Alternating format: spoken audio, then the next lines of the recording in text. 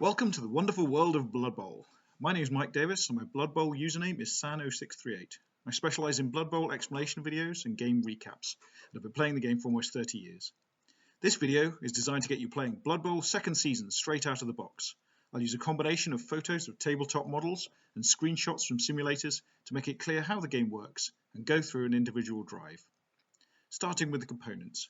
Before starting, you will need to put these together following the instructions in the box. So you should have a team of Imperial Nobility and a team of Black Orcs.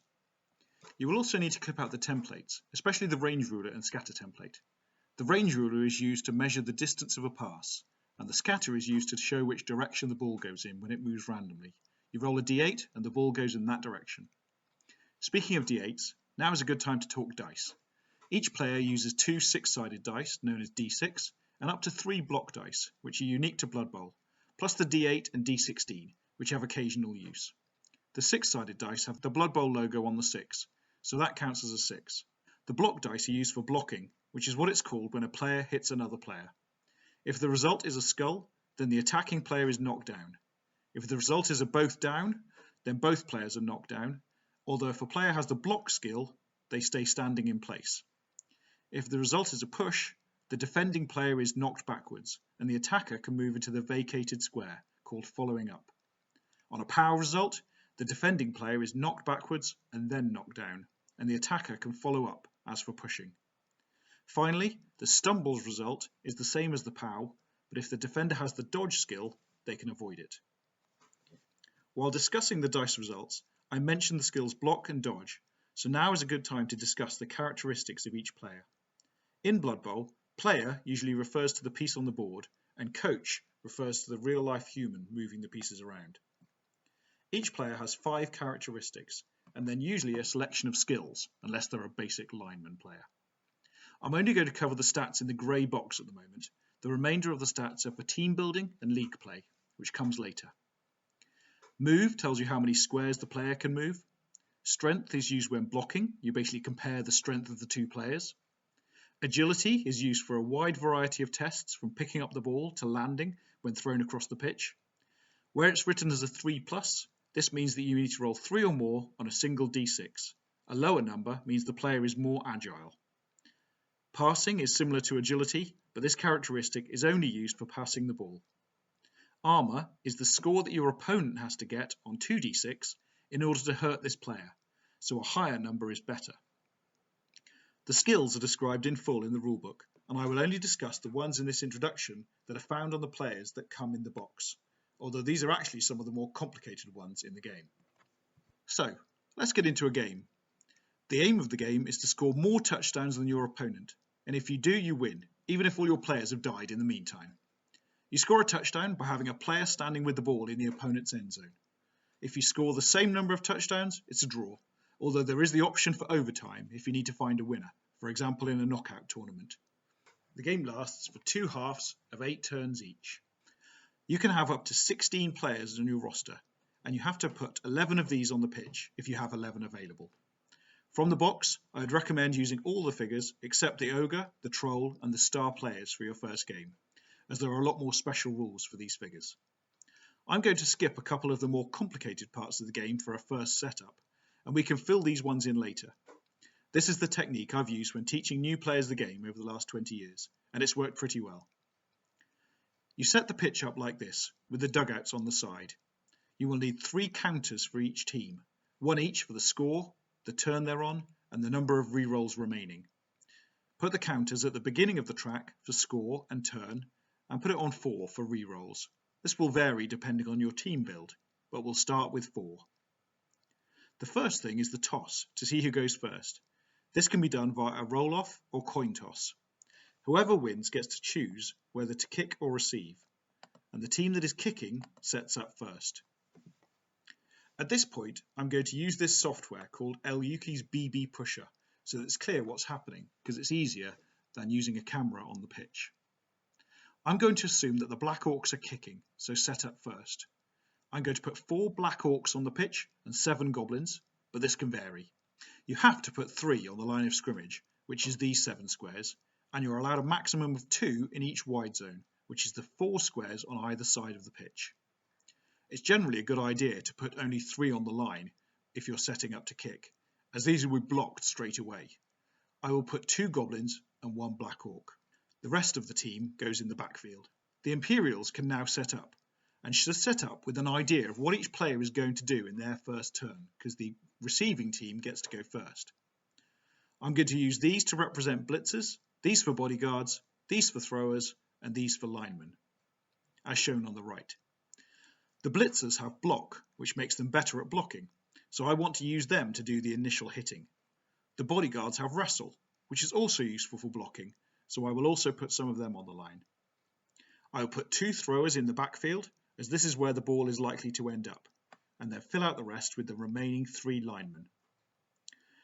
At this point, I'll quickly run through the remaining skills that come on the core box teams. On the Imperial team, the linemen have fend, which means that if blocked, the opponent may not follow up. On throwers, pass means they can re-roll the dice when making a pass, and running pass means they can throw the ball in the middle of their action instead of at the end. Blitzers come with block, as discussed, and catch, which allows a re-roll when catching a handoff or pass. Finally, bodyguards have stand firm and wrestle. Stand firm means they will not be pushed back when blocked, and wrestle means that on a both down result, both players fall over, but are not hurt, even if they have block.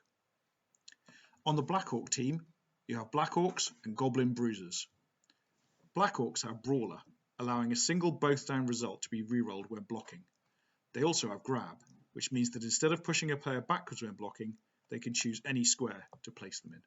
Goblin Bruisers have Dodge, meaning they can re-roll dodging, which we'll talk about later. Right Stuff, which allows them to be thrown by the trained troll, we won't do that today.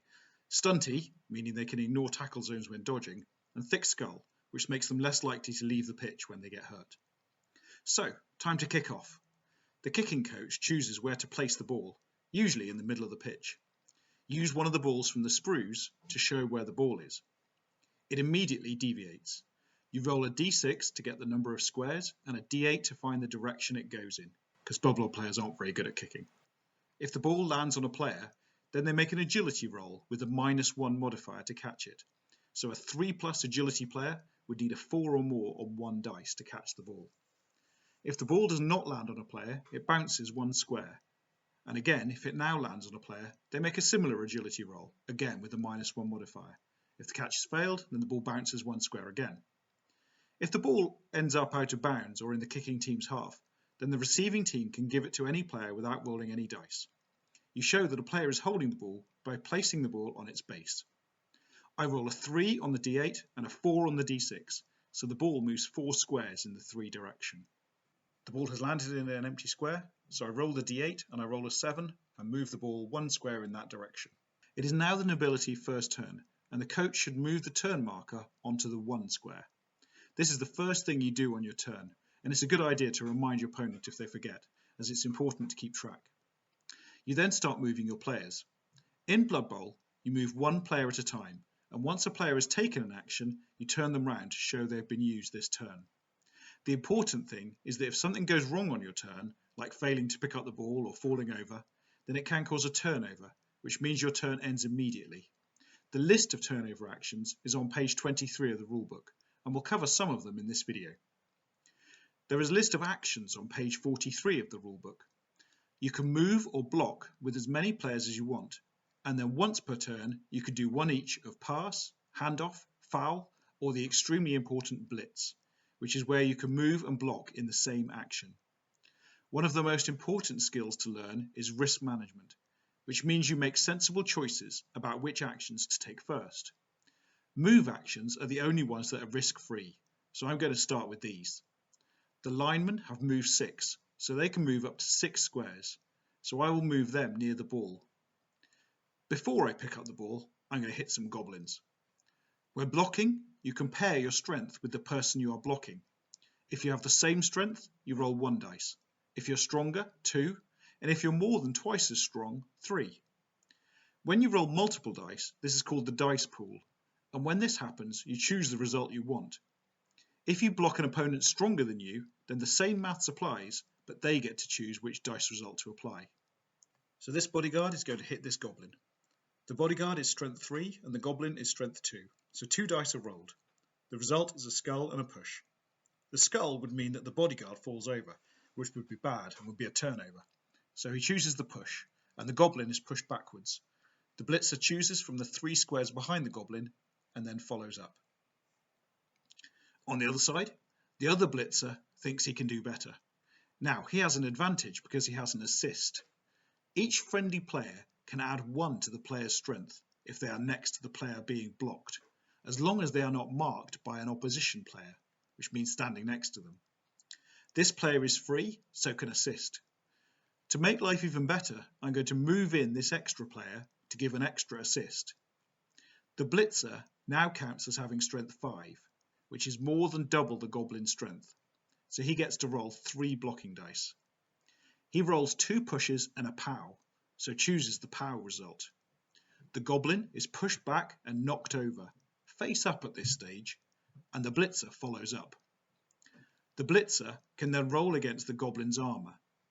The goblin has armor 8+. The blitzer rolls a 10 on 2d6, so has broken the goblin's armor. He then rolls injury and rolls a 5. This is low, so the goblin is stunned and placed face down. This signifies he misses the next turn. In the middle of the pitch, the final blitzer is facing a black orc, who is stronger with strength 4. Therefore, the nobility team bring in an assist to make the blitzer strength 4 as well. The strengths are equal, so 1 dice is rolled, which is a both down. As the blitzer has block, he's not affected, but the black orc does not have block, so falls over in place. Note that he is not pushed back. The black orc has armor 10+, and the blitzer rolls a 4.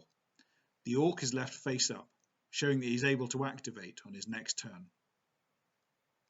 The nobility team has no more block targets, as you can only block someone standing next to you at the beginning of the turn.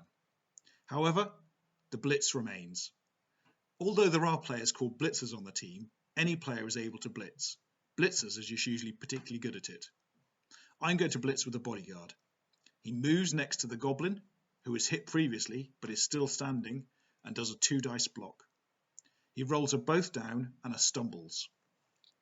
Because the goblin has dodge, the stumbles would just act like a push, so the bodyguard chooses the both down. He has wrestle, so both players are placed prone, but no armor rolls are made as they are not knocked down. It is now time to pick up the ball. This is a straight agility roll, and throwers have 3+ agility. Unfortunately, I roll a 2. Picking up the ball is important, so I decide to use a team reroll. I have 4 of these to use in each half, so they're valuable, but I decide to use one. I move the reroll counter from 4 to 3, showing that I now have 3 rerolls left. I now roll a 5, so I have the ball in hand. I can now carry on moving. Having moved all of my players, it's now the black orc turn, and the black orc moves his counter to turn 1. I'm going to start by moving a goblin next to this player. This means that the nobility player can no longer provide an assist because they're marked.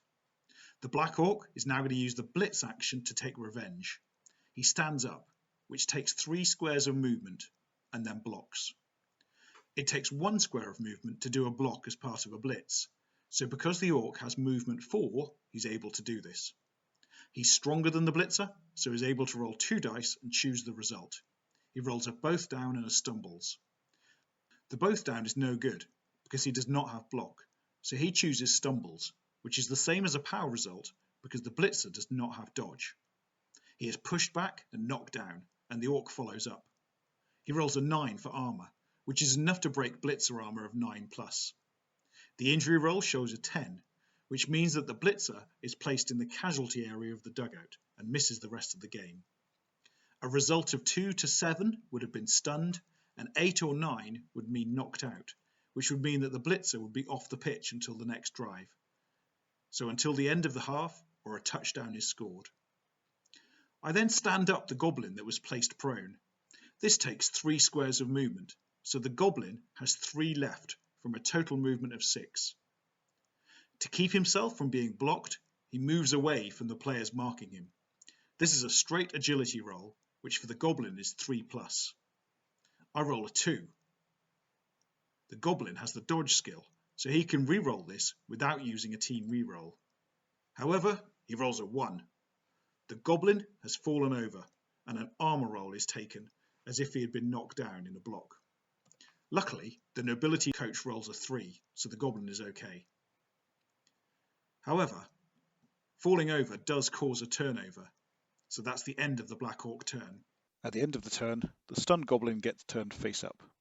It is now the nobility turn 2, so the nobility player moves the counter on the turn marker to 2.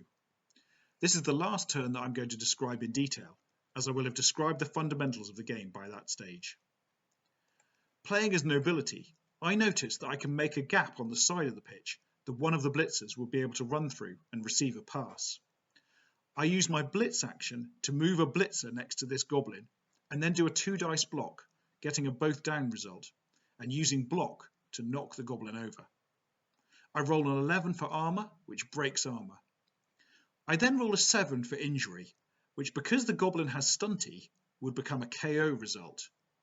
However, because these particular goblins also have thick skull, it reverts to a stun, so the goblin is placed face down and misses the next turn. The blitzer can then carry on moving, because when you blitz, you can do the block at any point in the player's movement. The block took 1 square of movement, so the blitzer has 1 square of movement left, and he moves further forward. I do want the blitzer further forward than this, however, so I choose to rush. This allows me to move each player up to 2 extra squares, but it is risky because I have to roll a dice for each rush square, and if I roll a 1, the player falls over and it is a turnover. The first square roll is a 3, and the second is a 1.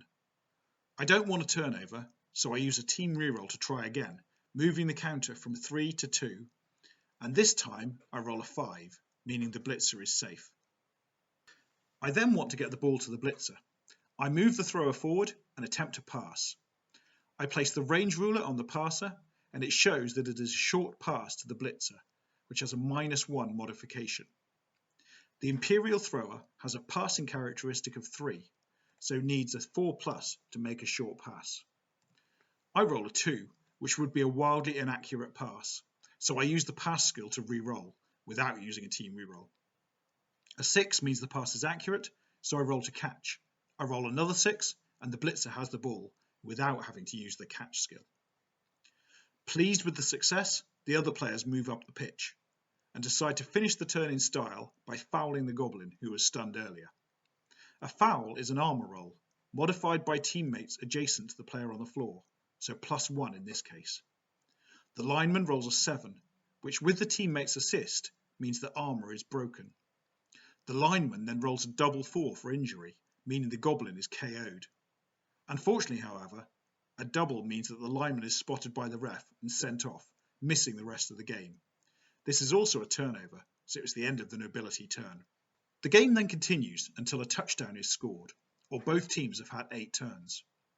If either of these happens, you roll for each of the players in the KO box. If you roll a 4+, they are moved to reserves and can play the next drive, but if not, they stay where they are. If a touchdown was scored, the team that scored becomes the kicking team.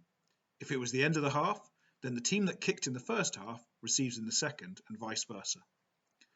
At this point, I would recommend setting up and playing through some turns yourself. I have skipped the rules on the kickoff table and skipped over some of the finer points of passing, but I would recommend playing without the kickoff table to start with and avoid too much passing until you've got the hang of moving and blocking. Once you have, read the rules from page 40 to page 66 of the rulebook in full, and then the world is your gridiron. I hope this has been helpful. I have other introductory videos in this playlist on the art of blocking, understanding probability, scoring in one turn, and how best to set up, so please do check those out. And I would recommend the Blood Bowl community group on Facebook as a good place to ask questions. I would also recommend visiting the naf.net, which is the homepage for the NAF, the real-life fan organisation dedicated to the best game in the world. Enjoy!